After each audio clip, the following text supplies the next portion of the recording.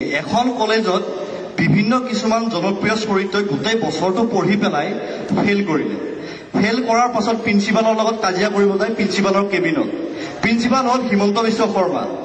প্ৰথমতে ফেল কৰিলে মুন্না ভাই MBBSৰ মুন্না ভাই, লগত আছে চৰ্কিত। ये मामू वहाँ ग्रेजुएट में अगर कोई मरने की हालत में रहा तो उसको एग्जाम देना जरूरी है क्या? ये तूने अपन को फेल कर दिया। ये सर्किट तू ही समझा नहीं इस मामू को। ये भाई टेंशन लेगा नहीं देगा खाली पीली मच्छा नहीं लाई। ইয়াৰ পাছত ফেল কৰিলে BTADৰ দল হাগ্ৰামা মহিলাই। চাম্বা তই মোক ফেল কৰাই দিলি না, একদম বেয়া কাম কৰিছা দেই, কিন্তু এইটো মোক পাছ কৰাই দিল, বহুত বেয়া কাম কৰিছা। তই পৰীক্ষাত নম্বৰেই পোৱা নাই, কি ধৰণে পাছ কৰাই দিম? তোৰে নাম্বাৰ নাই, তই মামা নহয় বেইমান থয়। ইয়াৰ পিছত হঠাৎ এটা খবৰ আহিল যে এজন ল'ৰাই কেমেষ্ট্ৰিৰ পেপাৰ ফালি এক্সাম হলৰ পৰা গুচি আহিলে। গতিকে গোটেই কলেজৰ উৎপাত। সেই ল'ৰাজন প্ৰিন্সিপালৰ কেবিনত।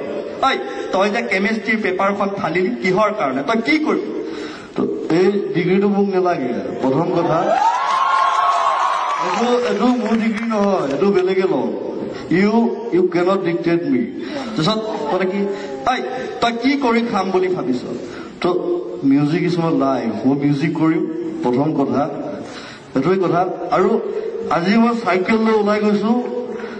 I will come back to Range Rover, that's all. Thank you. মোৰ কোনো জাতি নাই, মোৰ কোনো ধৰ্ম নাই, আৰু মই পলিটিক্স কৰা মানুহৰ লগত মই নাথাকো, প্ৰথম কথা। থেংক ইউ, লাভ ইউ, ধন্যবাদ।